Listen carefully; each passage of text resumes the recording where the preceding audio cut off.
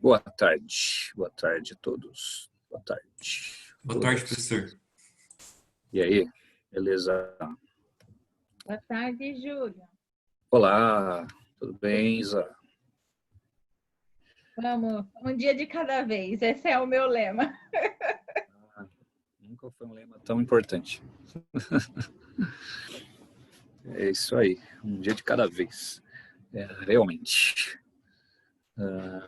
Gente, me digam uma coisa. Eu não me lembro exatamente até qual item eu fui de indústrias.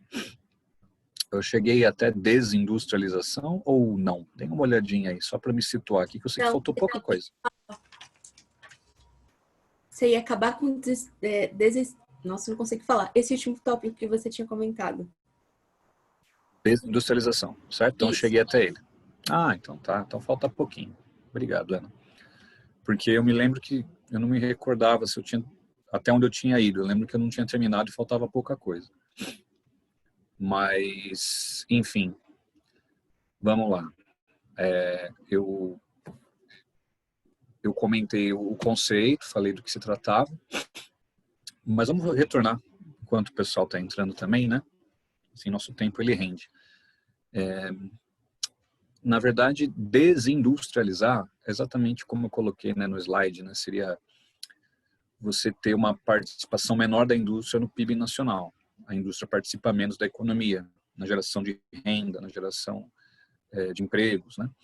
Então, no nosso caso, no caso brasileiro, o setor de serviços, né, ele ocupa a maior parte, o que é normal no mundo. É raro um país que não tenha o setor de comércio e serviços como que mais participa. É muito raro mesmo. Agora, no caso específico do Brasil, já há alguns anos, algumas décadas, aliás, está ocorrendo uma desindustrialização. Então, a indústria participa menos. E no mundo isso acontece, em boa parte do mundo, na Europa, no Japão, Estados Unidos. A exceção é o Sudeste Asiático, países como a China, Coreia do Sul, ou ainda os novos tigres asiáticos, Vietnã, entre tantos outros. Esses sim, a Índia, esses estão com uma indústria crescente ou que mantém taxas, né, de crescimento ainda. Mas boa parte do mundo tem ocorrido uma desindustrialização. O Brasil não está fora de um contexto global. O que vocês têm que saber é por que isso acontece no Brasil, quais são as consequências e o que difere o Brasil, o que é diferente aqui do que acontece no Japão, por exemplo, né? Então, eu cheguei até a iniciar esse debate. Então, primeiro, eu falei em custo Brasil com vocês, né? É caro produzir no Brasil. É muito caro. Usa esse termo. Eu vou colocar ele no chat aqui, ó. É caro porque os impostos são muito altos, em diferentes tipos, né? É caro também porque falta mão de obra qualificada. E a que existe acaba ficando mais cara, né? Há uma tentativa de mudar isso da pior maneira possível, que é flexibilizando leis trabalhistas. Olha que terrível, né? Você deseja mudar, né, por um caminho bem duro para o trabalhador, e ao invés de criar um projeto diferente, né? uma saída ultraliberal, né? Tirar direitos dos trabalhadores. Mas enfim, a mão de obra qualificada ela é mais rara e é mais cara. Outro fator que eu já comentei, a logística no Brasil ela é ruim, né? Vou falar de transportes ainda hoje com vocês, mas a logística, transportes, ela é muito inadequada, seja as rodovias que não têm bons cuidados, falta transporte ferroviário e hidroviário, portos também ultrapassados, né? Então, o transporte no Brasil encarece o produto, dificulta e encarece. Comunicações também são bem ruins, né? O sistema de comunicações é bem ruim. Então, por tudo isso, fica caro produzir no Brasil. É complexo, é um país difícil de você lidar, muita instabilidade política também, né? A política desse país é muito instável, né? E isso também acaba afetando quem quer investir, pensando em estrangeiros ou mesmo investidores do próprio país. Então, tudo isso torna o Brasil um país caro, né, para investir. Você vai somar isso ao chamado boom das commodities. É um termo midiático que eu estou usando aqui, colocando ele no chat também, tá? boom, né, uma explosão. Né? O que quer dizer isso? O valor de matérias-primas, como ferro, soja, entre outros, ele ficou maior nos últimos anos por conta das demandas da China. Então, uma coisa leva a outra. Né? Se o Brasil tem menos indústrias participando da economia, em termos de produção e exportação, o setor primário acabou ocupando esse espaço por conta desse boom das commodities, que já não existe mais, gente. Acabou esse boom, essa explosão dos preços das commodities. Já tem alguns anos, pelo menos uns 5 anos, os preços das commodities começaram a cair. Olha que coincidência, gente. O fim boom das commodities coincide com o início da crise econômica brasileira. Tá aí. Quando que começou essa crise? Não, esquece a Covid, antes disso. Quando começou a crise econômica do Brasil? Final de 2014. Em 2015 foi o chamado fim do grande boom das commodities, porque a China deu uma freada no seu crescimento econômico e a China buscou outros fornecedores na África, por exemplo, né?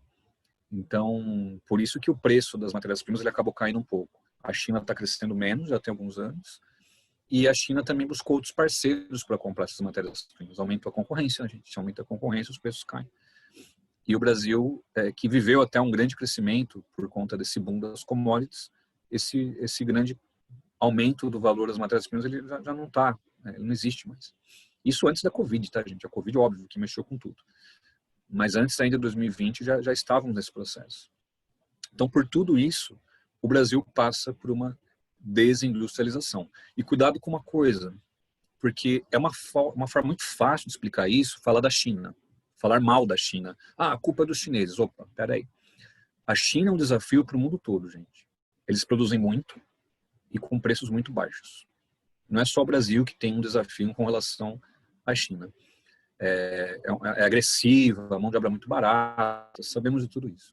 Agora, culpar a China, simplesmente, tira o viés crítico de onde nós estamos errando, ou onde o país pode melhorar. É difícil concorrer com a China, sabemos disso, mas quais são as alternativas possíveis? Ao invés de simplesmente apontar o gigante chinês ali, a economia chinesa, como sendo a responsável, um pensamento parecido com o do Trump, né? De sempre querer apontar a China como raiz de qualquer tipo de problema dentro dos Estados Unidos, né? Então a gente não pode seguir esse raciocínio. Você pode citar a China, é importante explicar, contextualizar, mas não colocar como sendo o único ou o maior fator.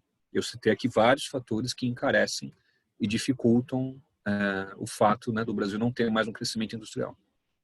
Agora, pergunta mais difícil, pensando no vestibular, assim, mais elaborado.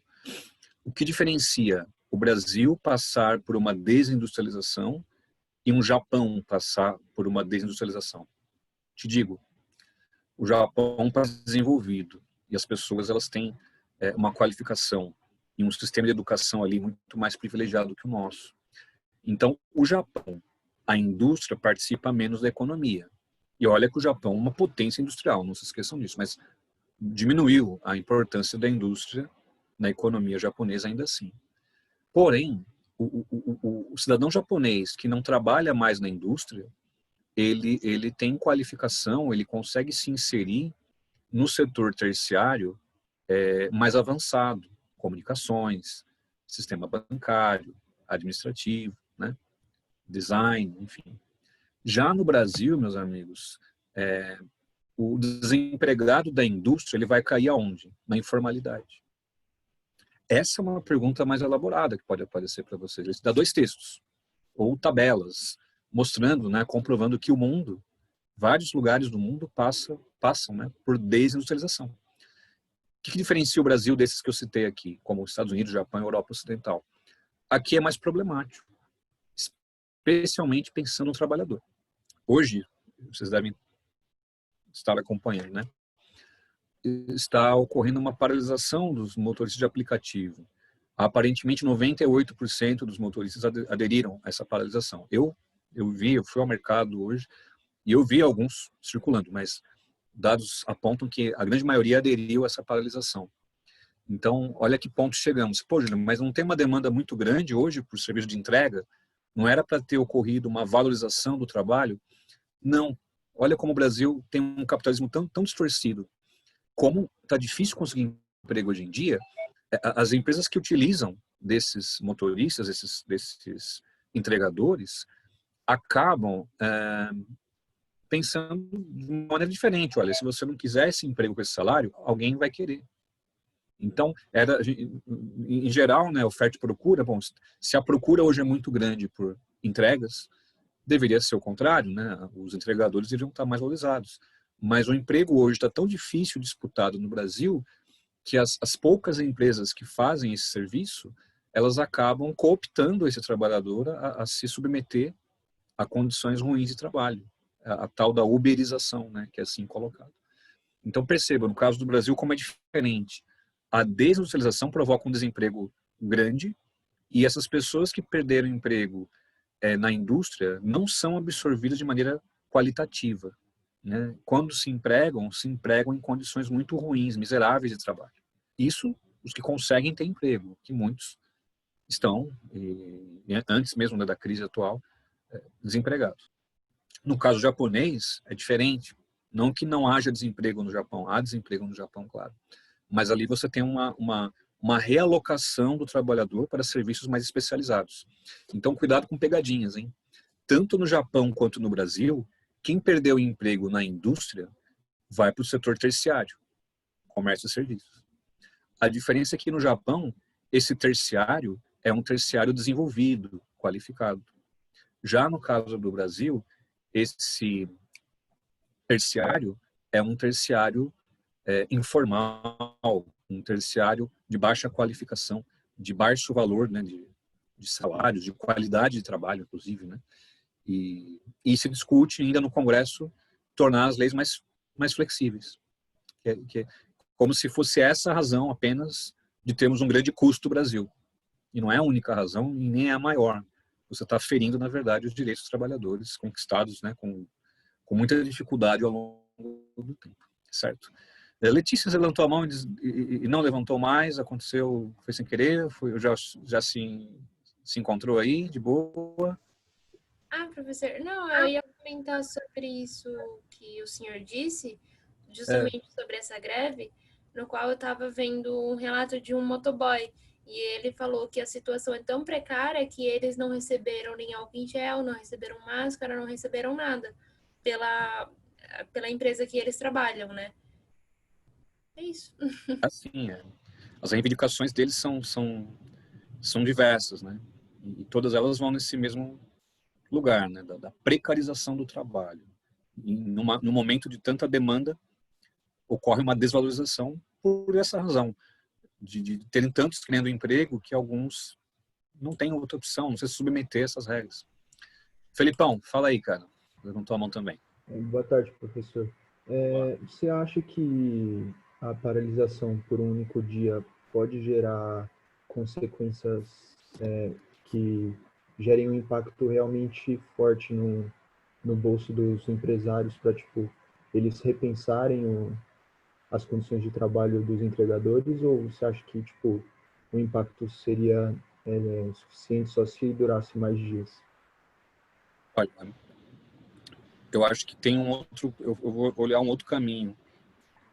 Vai ter um peso se a sociedade se confraternizar com esses trabalhadores. Se nós, enquanto usuários do serviço, também tivermos esse olhar, né? Porque um dia, é claro que vai preocupar esses empresas que fazem, né, tudo isso. Agora, eu imagino também uma coisa. Se nós, enquanto consumidores, também não apoiarmos a causa, aí há aquela inversão de valores, né? Você acaba, quando uma classe faz greve, uma demonização da classe. Olha, você precisa dele, não está aí para você, né? E até porque, diferente de professores, policiais, área médica, que são serviços muito essenciais, que uma greve ela impacta de um jeito diferente, né? Uma greve de um sistema de polícia, né? De uma força policial, ela tem um impacto. Greve de professores tem um impacto. Agora, greve de trabalhadores que já vivem numa certa informalidade, é mais difícil ter um resultado positivo, que é algo novo. A maior parte deles não são contratados com carteira de trabalho, né? Não estão sindicalizados. Então, uma greve num momento diferente, em condições diferentes. Então, é difícil saber o quanto isso vai repercutir no sentido de ajudá-los. Mas tem que ter engajamento da classe em questão e o nosso engajamento enquanto consumidor, enquanto visão de sociedade, visão de coletivo mesmo, sabe? Alguém mais levantou a mão? Quem foi? Oi. Eu vi uma mão levantada, me Beleza, enganei. obrigado, professor. Imagina. Professor, fui eu. Oi. Você tinha mencionado que quando ocorre esse processo de desindustrialização, tipo, os empregados do setor secundário meio que migram para o terciário, certo? Mas isso é uma consequência direta desse processo ou, tipo, tem algum exemplo de como se fosse um retrocesso, sabe? De ocorrer migração de trabalhadores do setor secundário para o primário? Primário não, porque o campo está mecanizado. Então não vai rolar, né? O fato da pessoa perder o emprego na cidade, no meio urbano, ir ao campo, se o campo está indo em direção da monocultura de soja, de milho, que não precisa de tanta gente. Então, por isso que é desemprego mesmo, cara. O resultado é desemprego. Você pode encontrar casos exemplares. A pessoa que migrou, voltou à área rural. Não vou dizer que isso não existe, mas um percentual é quase, assim, desprezível para a nossa análise. Então, esse sujeito é urbano, ele vai continuar na área urbana. E vai se virar e realmente ele acaba indo ou no comércio de serviços formais, também mal remunerados, ou na informalidade. Mas aí, David, você me fez pensar numa coisa, para ficar organizado e vocês terem conceitos, né? Se você para pensar, lembra aquele caso da Ford de São Bernardo do Campo, que eu expliquei na aula passada, que a Ford em São Bernardo, a fábrica de caminhões da Ford, ela simplesmente fechou. Não foi para o Nordeste, ela fechou. Não foi para nenhum lugar do mundo. Isso é uma desindustrialização. E ela tem um nome. Ela é uma desindustrialização física. Estou colocando até no chat. Por que física? A fábrica fechou e ponto final. Não foi para nenhum lugar, né? Então, é um tipo específico de desindustrialização. É quando a fábrica simplesmente fecha e ponto final. Por diversas razões, ela fechou, né? Se você pensar no caso da Apple, um bom exemplo. A Apple, todos sabem, empresa norte dos Estados Unidos, né, estadunidense, região do Vale do Silício. O iPhone, por exemplo, ele é fabricado na China. Não é fabricado nos Estados Unidos. Mas aí, a gente pode dizer que é uma desindustrialização positiva. Em que sentido ela foi positiva? Porque o país, ele mantém os empregos qualificados e levou para um outro continente, uma outra região, os empregos menos qualificados. Eu estou dizendo que ela é positiva do ponto de vista de quem sofre. É claro que o chinês que é explorado com a mão de obra muito barata, isso não é positivo, tá, gente? Eu sei disso. Estou dizendo que para o lado estadunidense, pensando em economia, foi positivo, porque você deixa a geração de empregos qualificados lá na Califórnia, né? E leva para a Ásia, para a China, os empregos menos qualificados. Então, essa seria a desindustrialização chamada de positiva.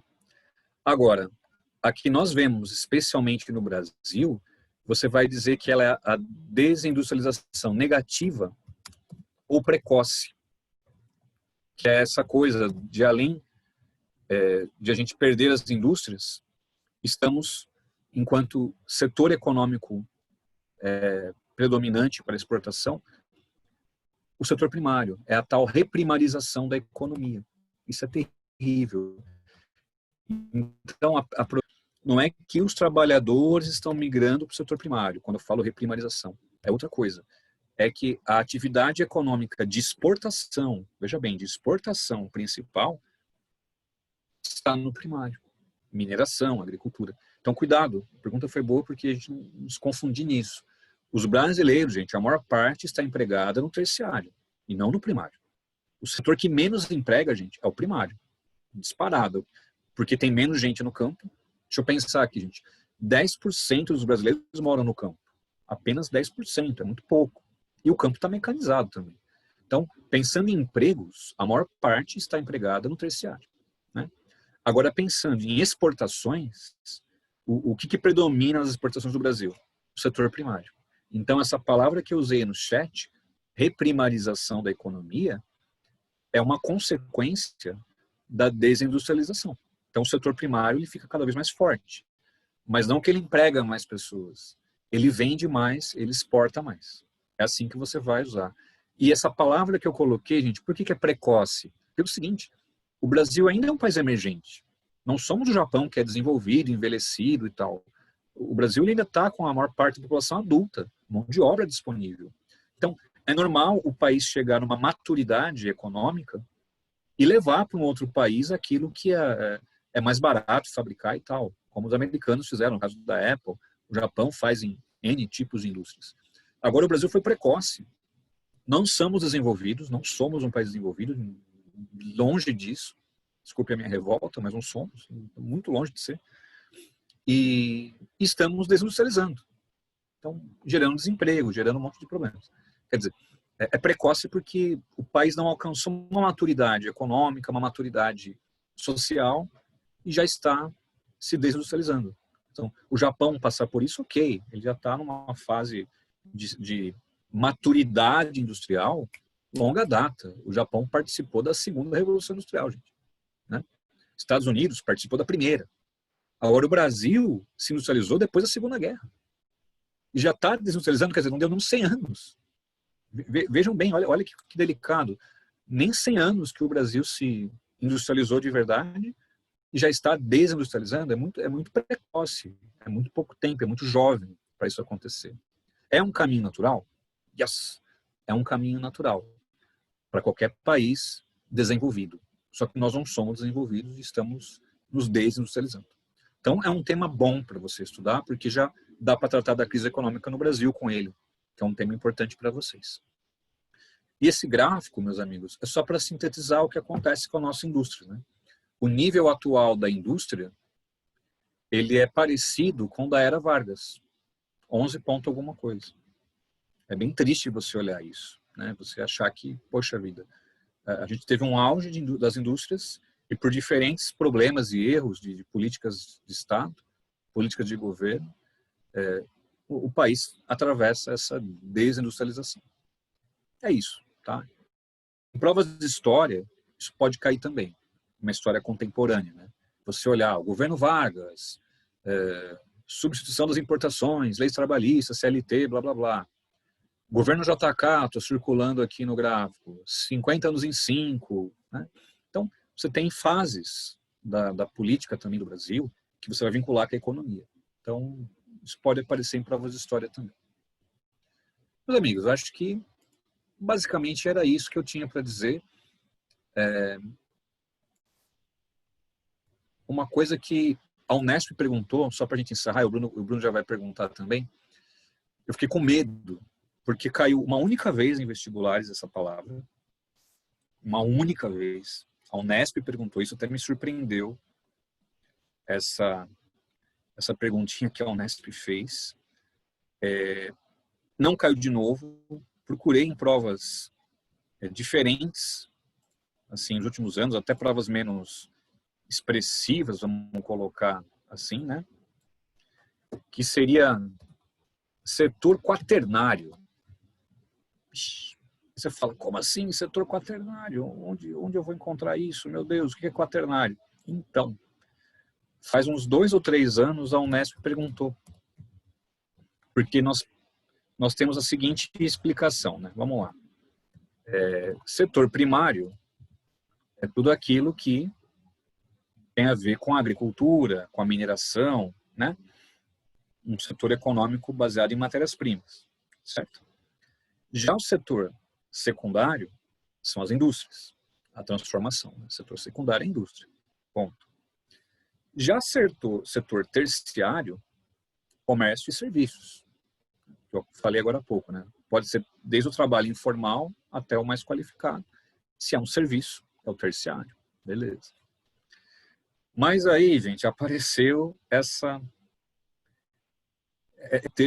um termo que a comunidade científica ainda não aceita muito bem. Não é consenso, mas cai numa prova da Unesp. E me preocupa, porque vai que você pega essa questão para fazer numa revisão e tal, e, pô, eu não sei o que é isso.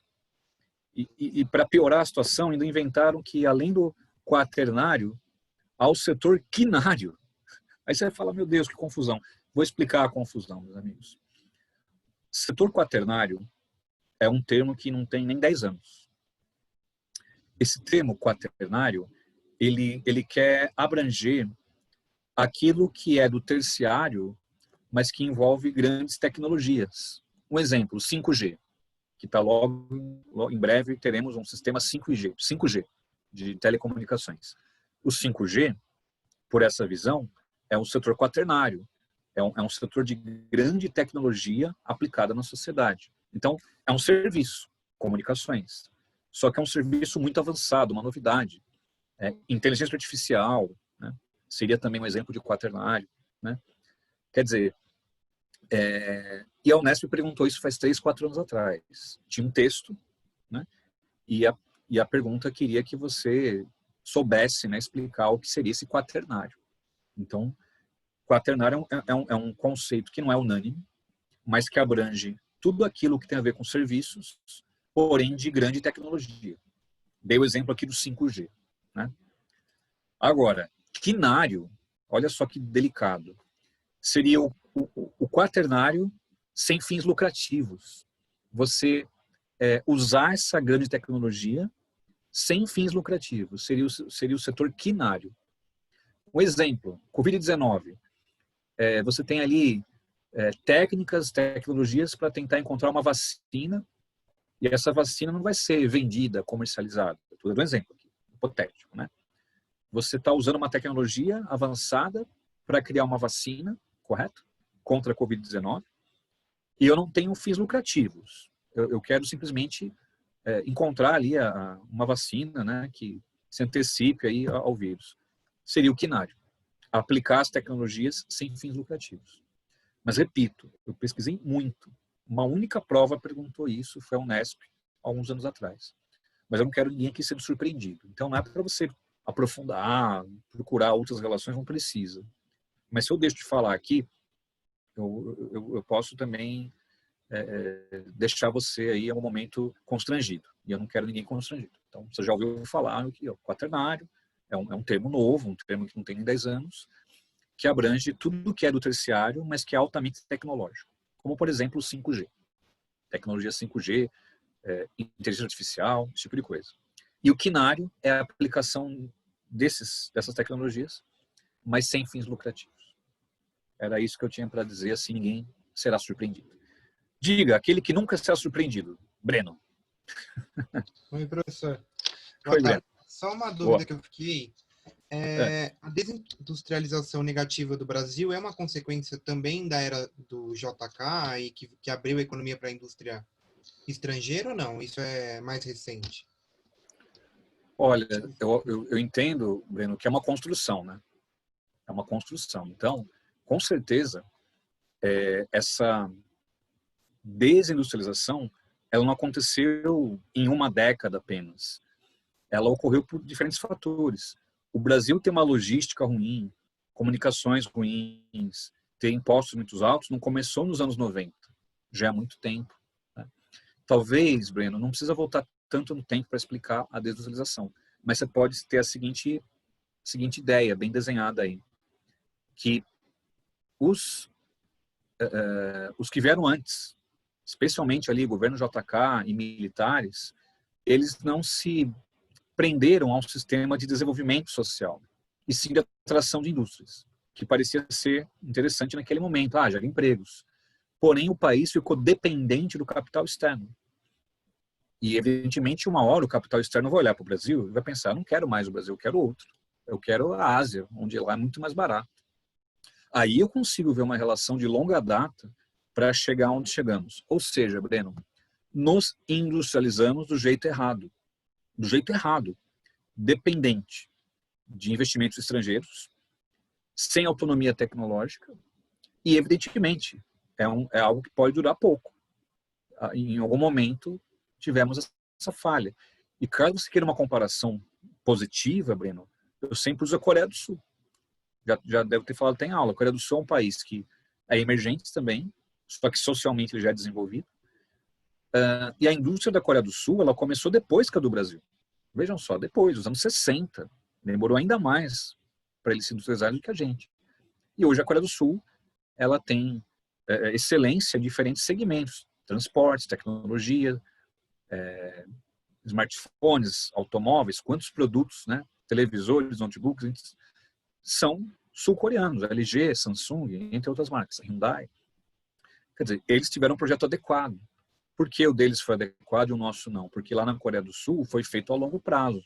Qualificar a sociedade, criar suas próprias empresas. Eles também tiveram que trazer, aliás, tiveram que levar para o país deles investimento estrangeiro.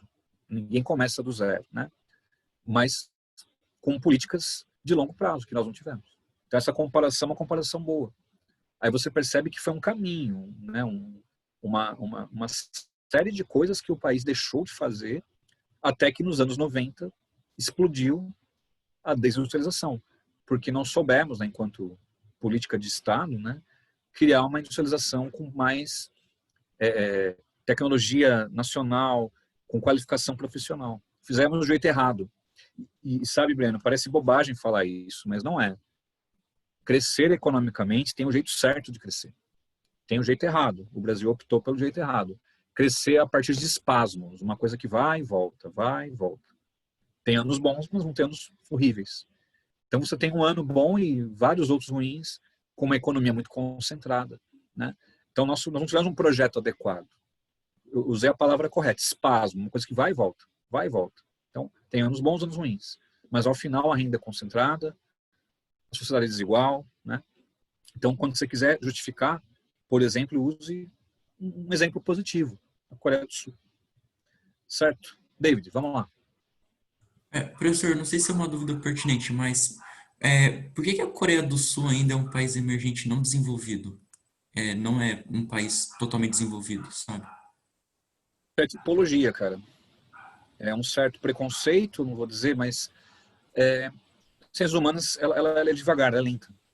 A gente não é como um jornalismo, que o jornalismo, por obrigação, ele tem um dever de explicar tudo quando o fato ocorre, né? E explicar de uma linguagem não acadêmica, uma linguagem de informação. Ciências humanas não trabalham assim.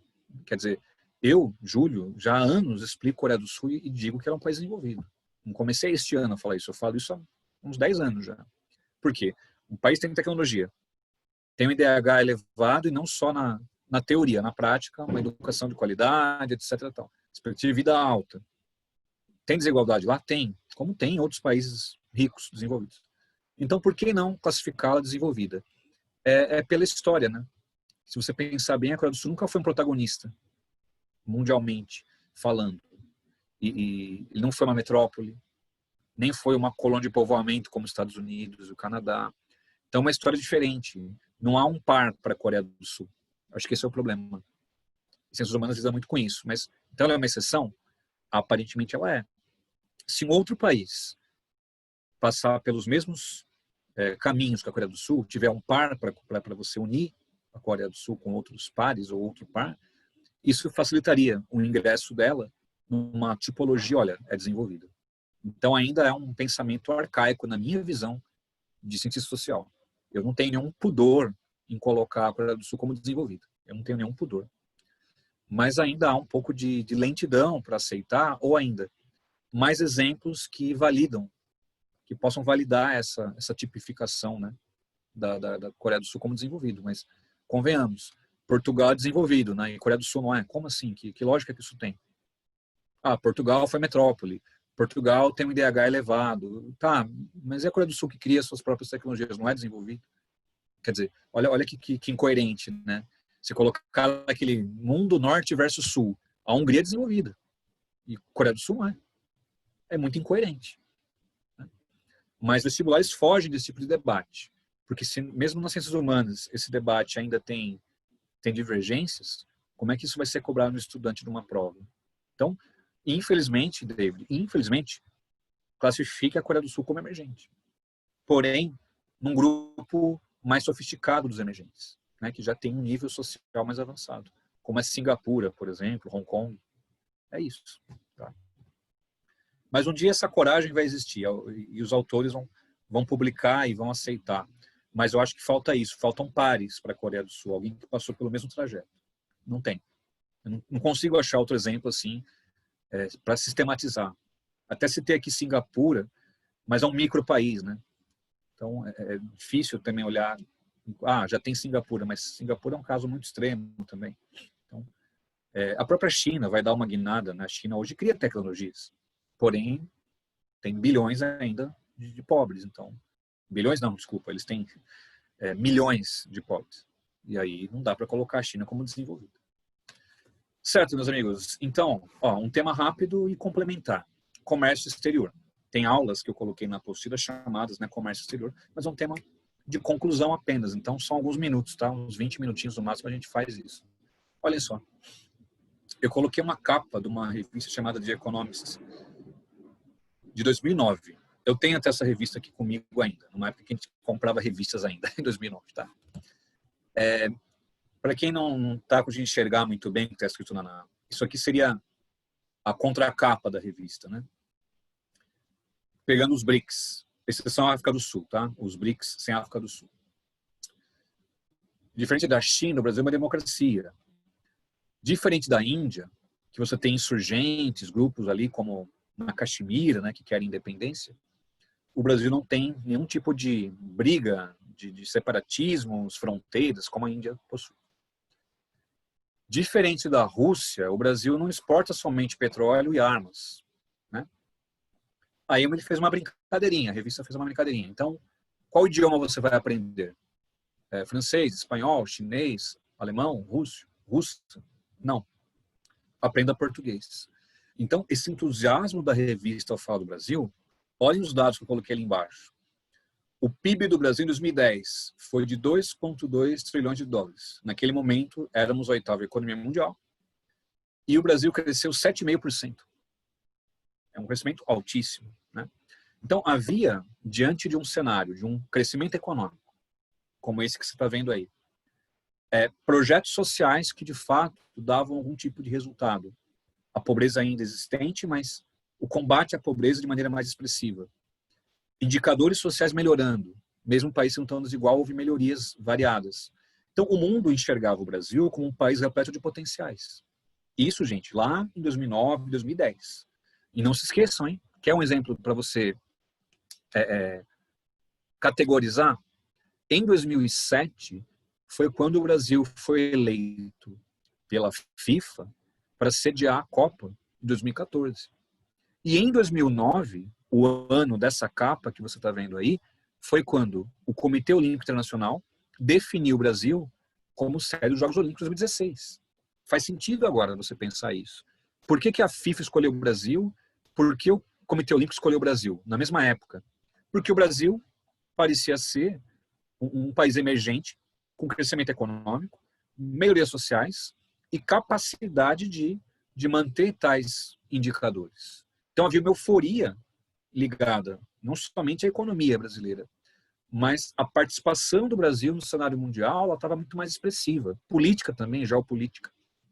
Então, tudo isso gerou um certo olhar para o país, com muita curiosidade, como a brincadeirinha sobre a língua, sobre o idioma, e ao mesmo tempo também sobre as possibilidades de você investir. E não se esqueça, gente, formação de opinião, né?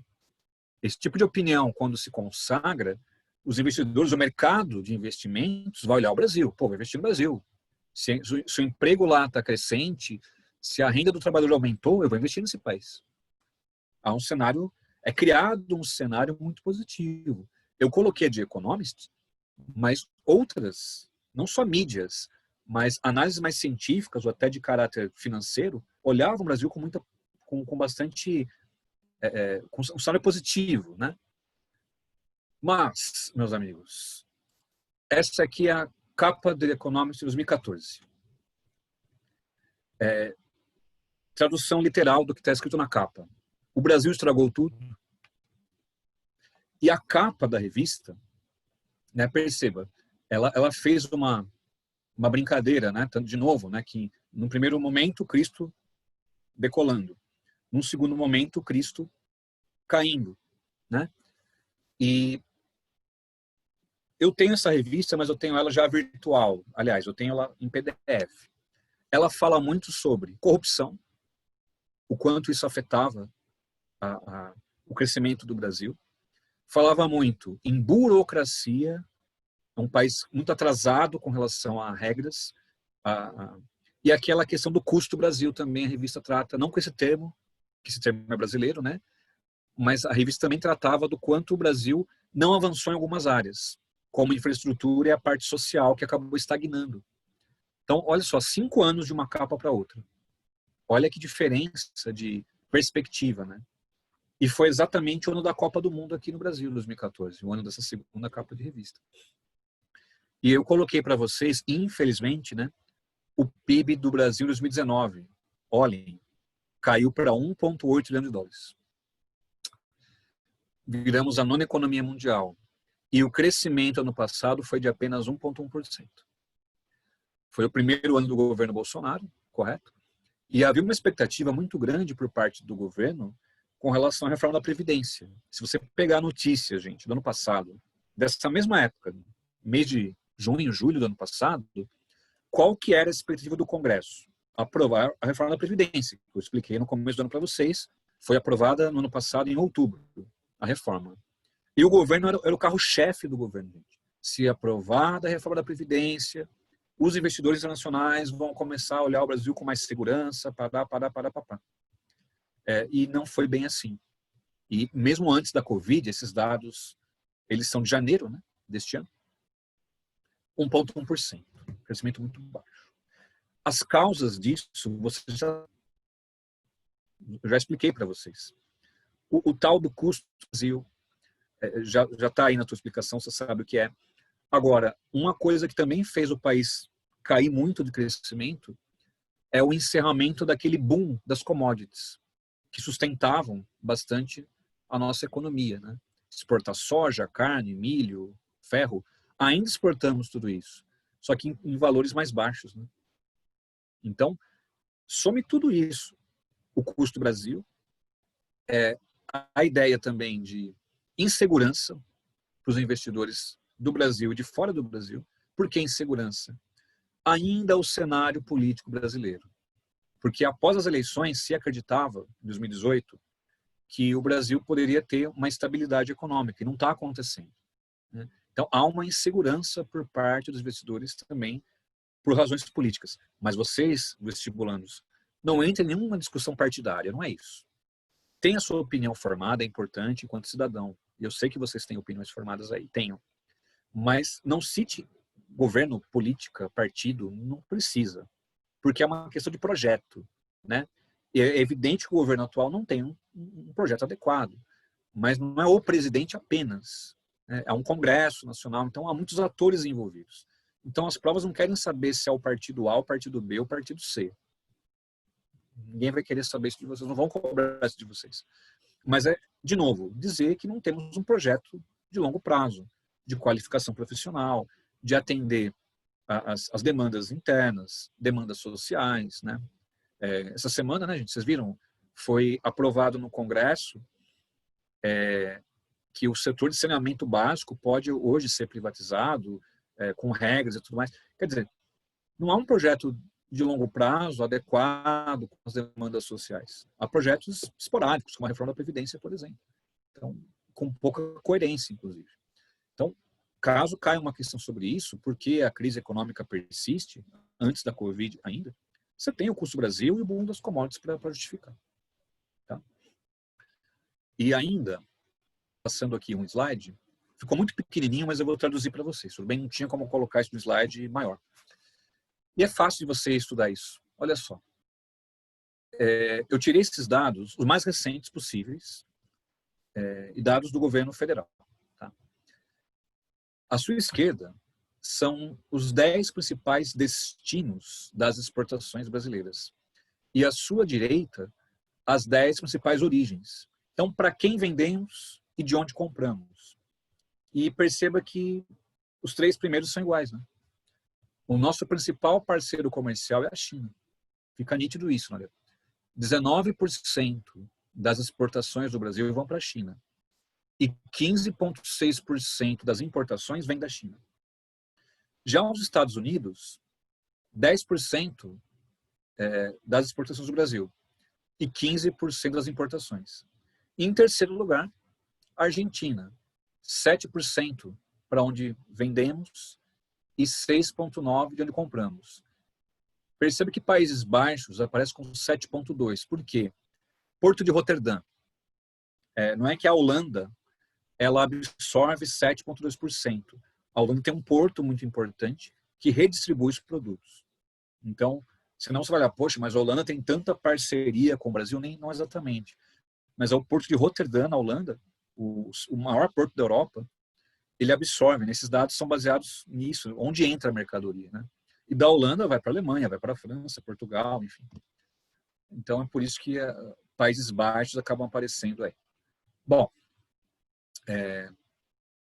Argentina, gente, também dá para colocar na tua lista de razões para a economia do Brasil não ir bem. Mas não é o fator principal. A Argentina está em crise, gente, há muito tempo. Ela não consegue sair de uma crise econômica que começou em 2001. Tem anos melhores, anos piores. A Argentina, olha, uma boa pergunta de um vestibular, gente. Ótima pergunta, aliás. O que difere as compras da Argentina dos Estados Unidos e da China? Vou dizer o que é. A China e os Estados Unidos compram o que do Brasil, principalmente? Principalmente matérias-primas. Já a Argentina, meus amigos, ela compra do Brasil manufaturas, automóveis, eletrodomésticos. Escreve isso aí com bastante atenção, hein? Porque vai te dar uma sugestão não sugestão, mas vai te dar mais velocidade para responder uma questão. Porque, mas a Argentina é só o terceiro. Opa, não.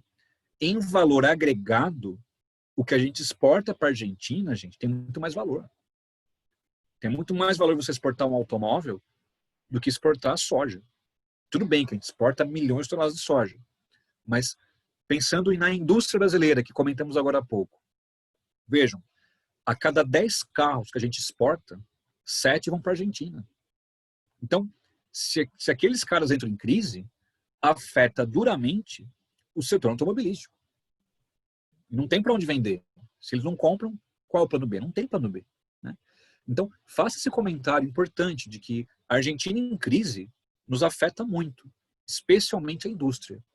Já que o que a gente exporta para a Argentina tem muito mais a ver com o setor secundário e não com o primário. Entendido? Michele, oi. Oi, Júlia, tudo bem? Eu tô Bem. falando da minha mãe, é a Esther. Então, o ano passado eu vi uma reportagem do O Globo falando que... Você tá me ouvindo? Pode falar. Tá, continuando. Falando que foram criadas, no primeiro ano de governo Bolsonaro, 600 e pouquinho milhões de empregos, com carteira assinada. E aí, eu queria saber, só entender se esse crescimento, que esse número de carteiras foi muito pouco, sabe?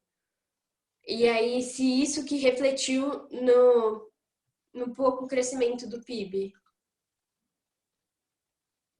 Eu acho que é uma consequência, na verdade, Esther. Não é a causa, é a consequência. Porque se a economia não consegue crescer, a geração de empregos vai ser menor, entendeu? Tanto que o desemprego no Brasil, ele aumentou no passado. Ele não diminuiu. Se você pegar mês a mês, pode haver ali oscilações. Mas pegando 2019 inteiro, houve uma queda em alguns meses e no final ficamos no negativo. Menos pessoas empregadas. Então é uma consequência, na verdade. Se a indústria cai, se o comércio cai, a renda do trabalhador cai, é um cenário universal de queda de rendimento, de emprego, queda de renda. Então diga que isso foi uma consequência. Gerar menos empregos, por qual razão? Porque, de fato, o investidor está com receio, está com medo. É caro investir, ele quer esperar um pouco mais de tempo, ele quer entender melhor o cenário político. Alguns esperam algumas reformas serem aprovadas para daí sim impor seus investimentos no país. Quer ver uma coisa que você pode usar, extrair como referência? A alta do dólar no passado. O dólar aumentou muito. Com a Covid disparou, né? Chegou quase a R$6. Mas antes disso o dólar já estava subindo. Porque o investidor olha para o Brasil com desconfiança. Como é que eu investi nesse país? Se presidência e Congresso não tem diálogo, há uma série de leis que são confusas. O Congresso do Brasil não aprova aquilo que é de fato mais importante para lidar com esses problemas. O investidor com medo, ele tira o dinheiro do Brasil. E tem mais, tá? Os juros no Brasil caíram, o que poderia ser bom. Por um lado é bom os juros mais baixos, né? Porque com juros baixos, se você é uma investidora, e eu sei, Esther, que você é uma investidora, se você vai investir com juros baixos, você investe mais. Você vai pegar empréstimo, se os juros são mais baixos, é mais interessante, claro, sempre, né? Mas, por outro lado, muitos que vinham ao Brasil com os seus dólares acharam melhor não colocar, porque rende menos. Então, tem os dois lados. Quer dizer, ano passado foi um ano muito ruim para a economia, por várias razões. Então, você percebe que não tem uma explicação apenas, né, para dar. Tem várias razões que, somadas, vão chegar no que aconteceu no passado. Um país que não tem projeto, cuja economia ficou travada, sempre na expectativa, agora vai melhorar, agora vai vir um novo projeto, vai vir uma lei que vai favorecer. E a prioridade realmente foram duas reformas, tá? A da Previdência e a trabalhista. Essa foi a prioridade do governo em realizar reformas. E a trabalhista feita a conta-gotas, na base de decreto, canetada mesmo, né? Não foi uma lei geral, uma reforma geral, mas na canetada, que é terrível, né? Porque você desorganiza os trabalhadores, né? Que não tem um projeto direto para você negociar. E a mais importante reforma não é feita, que é a reforma tributária, né?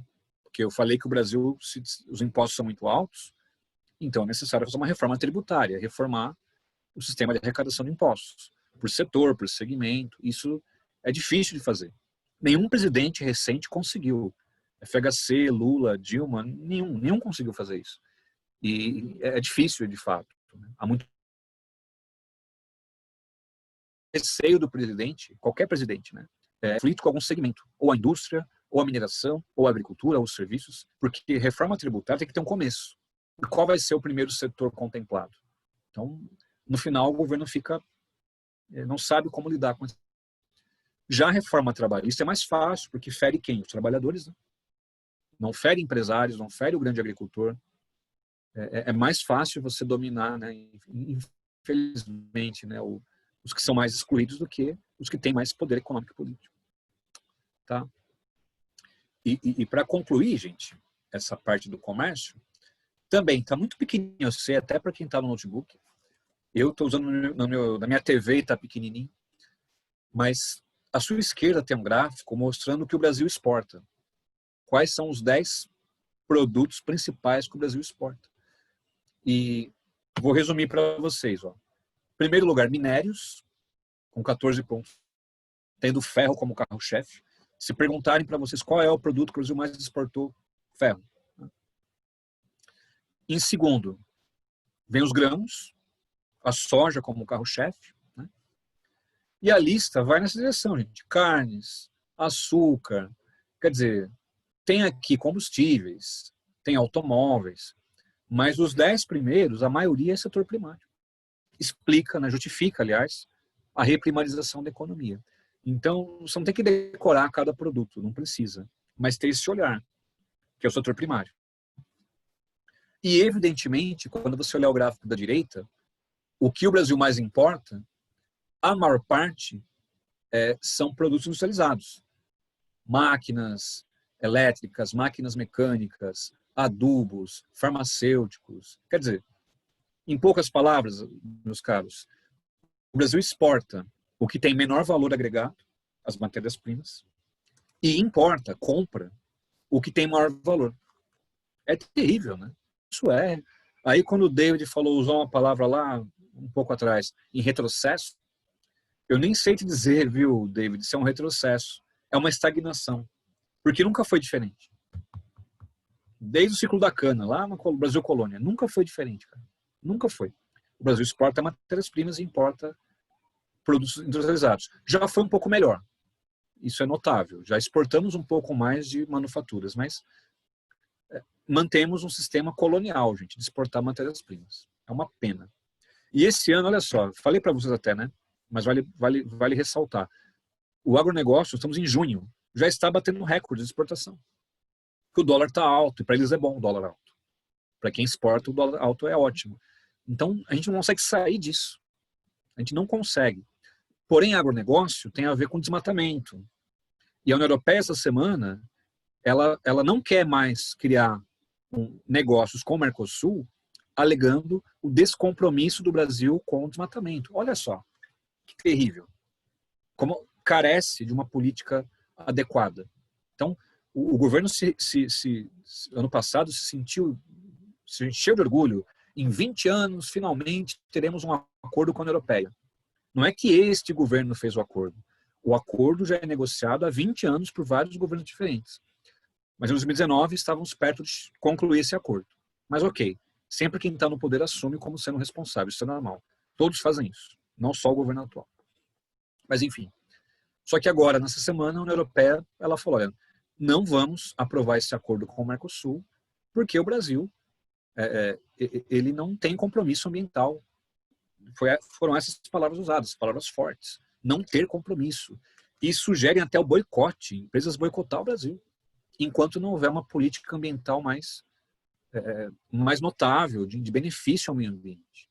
E olhem, pasmem, até a bancada ruralista está reclamando. A bancada ruralista, juro, deputados ruralistas reclamando que o governo não está preservando o meio ambiente. Olha onde chegamos. O ruralista reclamar disso é porque o bicho está pegando. O ambientalista reclamar é normal. Ele quer a conservação do meio ambiente. Agora, até a bancada ruralista está com medo. Porque os caras exportam soja, exportam carne. E de repente, alguns países vão começar a boicotar o Brasil. Não vão mais exportar a soja, não vão mais, importar a carne do Brasil, já que o Brasil ele não está comprovando eficiência em preservar suas florestas. Então, eu não consigo aqui enxergar um cenário, gente, possível, né, positivo. E sim um cenário negativo. Eu li ontem que haverá uma reunião com esses que apontaram o dedo na ferida, né, na União Europeia, para tentar acalmar os ânimos. Para esse Mercosul ele ir adiante. Mas, enfim. Há alguma dúvida, gente? Posso concluir aqui o comércio exterior? Nossa, David, foi mais rápido do que a luz. Oi. Professor, eu não é ser preconceituoso, mas tipo, naquele gráfico de importação, já que o Brasil tipo, recebe muito produtos industrializados, não é sendo preconceituoso, tá? Por que a Nigéria tá ali, tipo, numa posição até que boa? Porque a Nigéria, eu entendi, não é preconceito, David. A gente olha a África, nosso olhar em relação à África, a África tem 54 países. É muito país, né? E a gente tem quando eu falo a gente, a sociedade de maneira geral, né? E até cientistas sociais, por vezes jornalistas, acabam resumindo a África a duas coisas: pobreza e miséria. Não, três coisas: pobreza, miséria e guerra civil. A África é isso.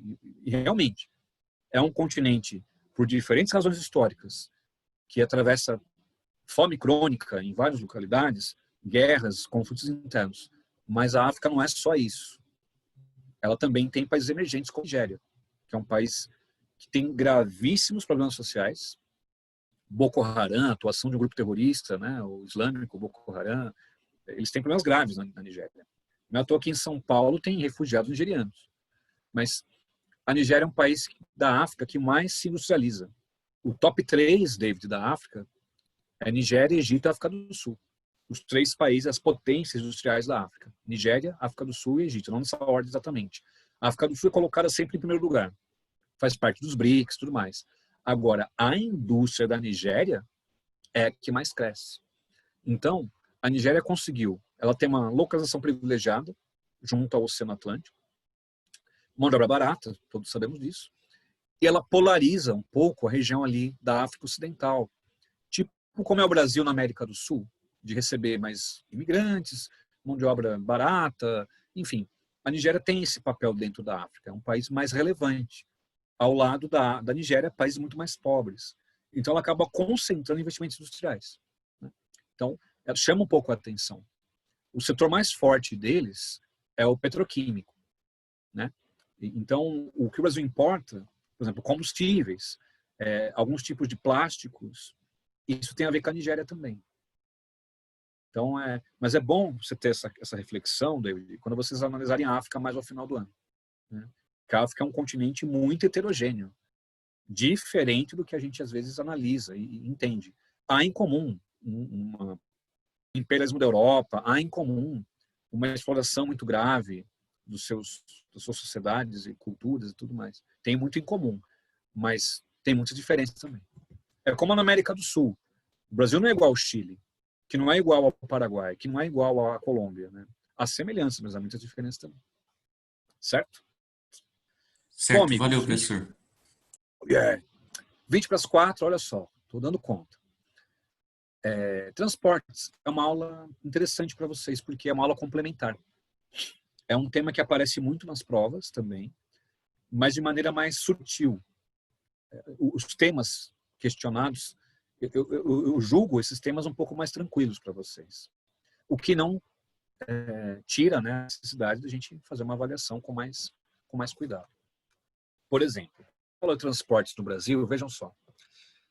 Esse é o gráfico mais recente que eu encontrei de fontes confiáveis. Você pode colocar no Google, mas pode aparecer N coisas. Esse gráfico está de acordo. Mas, gente, transporte de cargas, não é transporte de pessoas, tá? Esquece pessoas, cargas. O rodoviário aparece ainda na liderança, e bem líder, né? Com 62,8%. As ferrovias em segundo com 21%. Em terceiro, aquaviário. Atenção a esse nome, viu? Aquaviário envolve hidrovias, que é transportar pelos rios, e envolve cabotagem. Cabotagem é navegar pelo litoral. Então, perceba uma coisa, viu, meus caros? Eu vou colocar aqui no chat, para quem nunca escreveu, acorda, porque é uma palavra pouco usada às vezes, né? Cabotagem, tá aí. Cabotagem é navegar pelo litoral. Eu saio do Porto de Santos e navego até o Porto do Rio de Janeiro. Isso é cabotagem. Né? Então, o aquaviário é isso. Hidrovias, rios, portanto, e a cabotagem, que é navegar pelo litoral. Pensando que o Brasil tem um vasto litoral, a cabotagem é subutilizada. Né? Ela é pouco utilizada, deveria ser mais usada. Finalmente, 3,6% é o dutoviário. Duto pode ser gasoduto, oleoduto e mineroduto, que eu expliquei em minérios para vocês. Né? Transportar minérios por dutos. Então, 3,6%, gasodutos, oleodutos e minerodutos. O aéreo não aparece quase, nem está no gráfico, a porcentagem. Chega talvez a 1% o aéreo, gente. Que é caro transportar por aviões. É muito caro. Você transporta só coisas assim, perecíveis, assim, raras, ou muito caras, sofisticadas. Dinheiro, por exemplo. Você não vai transportar em longa distância, transportar dinheiro por navio. Né? É por avião, realmente. Mas o aéreo não chega a 1%. Se chegar, é 1%. Né? Temas clássicos, que eu não considero difíceis, mas é bom você ter esses temas bem explicadinhos aí. Primeira pergunta, por que as rodovias? É uma boa pergunta. E quais os problemas de usar tantas rodovias? O porquê, meus amigos? Por favor, não culpem presidentes. Porque tem aluno que insiste e fala do JK, a culpa é do JK. Eu tenho minhas críticas do JK, mas não vamos colocar a culpa no indivíduo, né? Como se ele fosse o responsável. Tem um ex-governador de São Paulo, chamado Washington Luiz. É nome até de rodovia, né? Rodovia Washington Luiz. Nos anos 30, o então governador Washington Luiz dizia, abre aspas, governar é abrir estradas. Então, pensar que rodovias é progresso é uma coisa muito antiga neste país. Não começou com o JK. Não começou com o Juscelino, gente. Ele talvez tenha dado mais amplitude, né? Mas se tem uma coisa que você pode associar ao JK é o seguinte. A indústria automobilística com o JK. Ela teve um crescimento muito grande. E aí vem um ponto, meus amigos. Como é que eu vou fabricar ônibus, caminhões, carros e motocicletas também, se não tivermos rodovias? Então, isso você pode fazer uma associação com o governo JK, atrair empresas de automóveis, né? E, ao mesmo tempo, expandir a malha rodoviária. Essa, sim, é uma das razões pertinentes ao chamado rodoviarismo. Por que ele ganhou tanta força? Coloque aí, década de 50, anos 50, né, no caso. Década de 50. Rodoviarismo, usar rodovias, tem a ver com a atração de indústrias de automóveis, internacionais, a maioria delas, né? E, ao mesmo tempo, para esse projeto se constituir, era necessário que houvessem mais rodovias. Então, esse é um ponto que você pode colocar. O segundo ponto, não se esqueçam, lembra, esse ano, 60 anos da criação de Brasília. É um tema que história e geografia vão cobrar de vocês este ano, gente. É uma data fechadinha. Eu me lembro de 2010, quando foram 50 anos da criação de Brasília, o que teve de questões sobre Brasília em provas, muitas questões. Então, esse ano, que ninguém está falando muito, né, por causa da Covid, mas são 60 anos da criação de Brasília. Então, é legal a gente pensar um pouco como isso pode aparecer nas provas. O que tem a ver Brasília, gente? Brasília foi criada no Cerrado, Brasil Central. O que tinha ali, gente? Antes, nada. Criaram uma cidade, ela foi projetada no meio do nada. Cerrado, né? Uma coisa isolada. Você criou a capital do país no Brasil Central.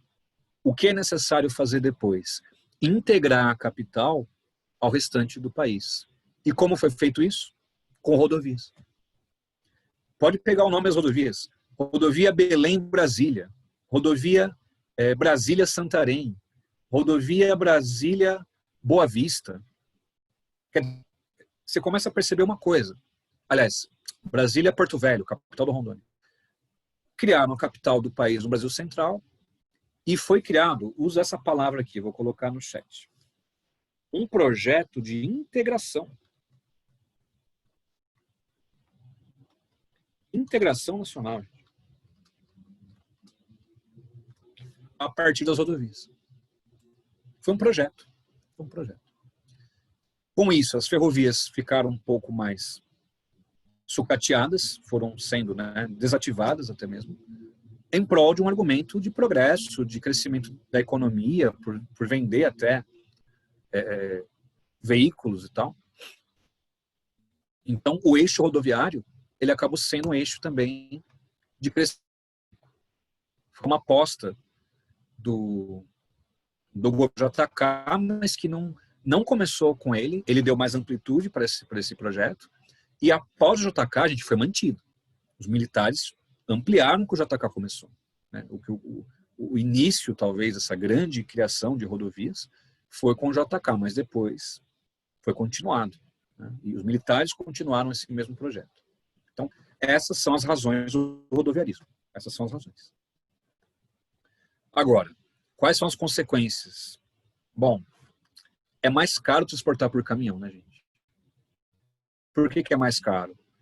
Transporta menos produtos, comparando com ferrovia e rodovia, né? com ferrovia e hidrovia. O caminhão, manutenção é cara, tem o diesel, enfim, tem o pedágio, vários pedágios. Então, transportar a partir dos caminhões deixa o produto mais caro. Eu expliquei isso para vocês em agricultura, tá? Lembra? Que a soja do Brasil ela é mais cara que a dos Estados Unidos. Então, já expliquei isso para vocês. E aqui, a gente tem que pensar assim, o Brasil é um país que é fora do comum, porque outros países grandes em área, como Canadá, China, Estados Unidos e Rússia, não fazem isso. O Brasil é uma exceção. Esse desequilíbrio entre rodovias e outros transportes. O Brasil é fora do comum. Não tem outro exemplo comparável ao Brasil. Só o Brasil faz isso. Como assim só o Brasil faz isso? Pensando em um país continental como é o Brasil. Então, olhando China, Estados Unidos, Canadá, Rússia, até a Índia, países maiores em área, nenhum deles aposta em rodovias como principal meio de transporte. Nenhum deles faz isso como o Brasil faz. E esse slide aí, gente, dá uma boa contrapartida, né? Olha só, legal. Isso eu tirei do site do Ministério de Transportes, tá? Vejam, uma carreta, que é um caminhão mais prolongado, carrega mais carga, né? É capaz de carregar 26 toneladas de qualquer produto. Um vagão de trem carrega 100 toneladas. 100 toneladas. Uma barcaça, aquela que percorre os rios, hidrovias, carrega 900 toneladas. E um comboio com 6 barcaças, 5.400. Então, é legal, né, a comparação, né? Uma barcaça, o quanto equivale em vagões, né, 9 vagões, e quanto equivale em carretas, 35 carretas. Então, nem precisa decorar isso, mas é para você ter uma ilustração do quanto é ruim a dependência com relação às rodovias. E veja, juro que é um dado oficial, parece errado até o dado que eu vou passar para vocês aqui, mas é um dado oficial. Vejam só, das rodovias do Brasil, gente, e são tantas, 80% não são pavimentadas. Eu me lembro, a primeira vez que eu li essa informação foi num livro. Eu falei, não é possível, está errado. Como assim 80% não tem pavimento? Pesquisando, realmente, gente, 80% das rodovias não tem asfalto. É terra. 80%. São Paulo, o estado de São Paulo é uma exceção. Que tem a maior parte das rodovias tem um bom asfaltamento e tal. Mas São Paulo é exceção. Está fora da normalidade. 80% não tem asfalto. E as que são asfaltadas, por vezes, elas também estão esburacadas. Então, não é só ter asfalto, é um asfalto em boas condições. Agora, vocês, alunos, não demonizem as rodovias. Você não vai ter jeito. Se perguntarem para vocês assim, tá, e qual é a saída? Qual é a saída? Ruim, dependendo da rodovia, qual que é a saída? É isso que as provas vão querer de vocês. Vou colocar no chat. Integração entre modais. Modal quer dizer sistema de transporte, tá? Então, se aproprie dessa palavra, modais. O que é modal? É um meio de transporte. Então, por que integração é a melhor saída? Ah, tem hidrovia disponível? Tem um rio navegável? Utilize o rio. Legal? Ah, não dá mais para navegar por esse rio? Opa, coloca num caminhão. Ah, mas tem um trecho aqui retilíneo, dá para usar uma ferrovia. Opa, use a ferrovia. Então, não existe um meio de transporte perfeito, gente. O ideal é usar um pouco de cada um. E para distâncias muito longas, não é bom depender de um caminhão. Não é bom. O caminhão, ele tem uma vantagem inegável. Coloquem essa vantagem. O caminhão, ele leva o produto até o consumo. Isso nenhum outro meio faz, gente. A ferrovia não vai levar o produto até o comércio. Nem a barcaça. O que vai levar o produto da tua casa, ou até mesmo até um shopping center, até uma loja, é o caminhão. Tem um nome para isso. O caminhão é flexível. Ele leva o produto de porta em porta. Isso ferrovia não faz, e nem a barcaça, e nem um avião, e nem os dutos. Só o rodoviário consegue ser flexível nesse ponto. É algo positivo que você não pode ignorar. Mas colocando na balança aspectos positivos e negativos, depender dos caminhões não é uma boa alternativa. O ideal realmente é você usar os potenciais existentes. Sem contar a questão ambiental. Usando óleo diesel, também ela aumenta. Agora, hidrovias, muito cuidado. Atenção quando falar de hidrovia. Eu falo isso porque alguns alunos erram isso. Que diziam o seguinte, ó, beleza, não vou usar mais caminhão, usar hidrovia, porque não provoca impacto ambiental. Opa, provoca vários. A hidrovia é vantajosa, meus amigos, porque carrega muitos produtos. Agora, lembra das minhas aulas sobre agricultura, né? E eu vou dar mais aulas sobre a região norte do Brasil, várias. Em biomas, em região norte, enfim. Mas se você cria uma hidrovia nos rios da Amazônia, o rio, gente, nem sempre é 100% navegável. O que você faz num rio para torná-lo navegável? Você cria um canal. Exemplo, você está navegando, certo? Aí tem pedras ou quedas d'água, um desnível muito elevado. O que você faz para continuar navegando? Você desvia o rio. desse obstáculo ou das pedras, ou seja, você cria um canal artificial para ser navegável. Mas, quando você cria um canal, diminui o volume de água do rio, diminui os peixes, afeta a pesca, gera desmatamento, expulsa a população ribeirinha ou indígena. Então, os vestibulares querem um olhar crítico de vocês. Vantagens e desvantagens. Então, se por um lado, as hidrovias têm muitas vantagens em relação à quantidade de carga, há um impacto nos rios enorme. Porque o rio, gente, por sorte, às vezes, ele é totalmente navegável, num trecho grande. Às vezes não é. E para continuar a navegação, como eu falei, vou até colocar no chat para ninguém se esquecer. Você vai ter que criar canais artificiais. O canal é um desvio. Você desvia o rio do obstáculo em questão. Ou uma queda d'água, pedras, baixo volume de água, enfim, você desvia dali. Ao desviar, você muda o volume de água do rio. Você desmata, você alaga, expulsa quem vive naquela região. Então, há impactos graves e que não podem ser ignorados. Por isso que eu comentei antes, não existe um meio de transporte perfeito. O ideal é você integrar os meios de acordo com as demandas e as questões ambientais e sociais também. Certo? Alguma dúvida até aqui? Belezinha? Não é um tema difícil, mas é um tema que você tem que ficar atento, né? E para terminar a aula de hoje, sobre ferrovias, é um pouco vergonhoso, mas eu tenho que falar sobre isso, né? Esse mapa, ele mostra as ferrovias do Brasil que já existem, que estão em a linha cheia, e em tracejado os projetos. Então, percebam que tem alguns projetos aqui mais importantes, né, planejados, que estão em andamento ou estão parados. Vejam só. Esse mapa, ele mostra a malha ferroviária dos Estados Unidos. Beleza? Então, vou voltar a um slide, ó. Malha ferroviária brasileira, o que existe, o que está em projeto ainda. E a malha ferroviária dos Estados Unidos. Então, é uma comparação injusta, você vai pensar, né? O David fez assim, ó. Sei. David, vou te dizer uma coisa. Sabe de quando é esse mapa dos Estados Unidos? 1890. É na época do negócio pro oeste? Sim, muito bem. Começou? Sim.